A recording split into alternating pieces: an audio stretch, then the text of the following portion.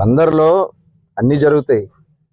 ఎవరు అమ్ముకున్నారో, ఏమమ్ముకున్నారో, ఎవరు ఆస్తులు సంపాదించుకున్నారో, ఎవరు దండుకున్నారో అందరికీ తెలుసు. ఇళ్ల స్థలాల పేరుతో పేద ప్రజల భూముల్లో కొట్టేసావు నువ్వు. అవన్నీ ఎంక్వైరీలు బయటకు వస్తున్నాయి.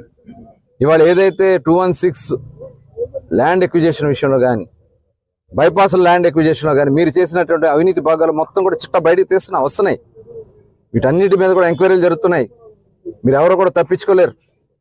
మీరు చేసినటువంటి భాగవతాలన్నీ తెలుసు. మీరు ఎక్కడెక్కడ అవినీతి కార్యక్రమాలు చేశారో, ఎక్కడెక్కడ ఆస్తులు కూడబెట్టారో, ఎన్ని వేల కోట్లతో మీ ఆస్తులు ఉన్నాయో అందరికీ అవన్నీ కూడా బహిర్గతం చేయడానికి సిద్ధంగా ఉన్నాం. త్వరలోనే అవన్నీ కూడా చేస్తాం. తప్పకుండా బందర్ పోర్టుని కంప్లీట్ చేసే బాధ్యత మాది. అట్లాగే మెడికల్ కాలేజ్ కానీ, రేపు వచ్చే ఇండస్ట్రీస్ కానీ మొత్తం కూడా కంప్లీట్ చేసి బందర్ అభివృద్ధిని టూరిజం నిన్న ముఖ్యమంత్రి గారు కూడా అనౌన్స్ చేయడం జరిగింది. అది బ్లూ సర్టిఫికేట్ వస్తే మచిలీపట్నం కూడా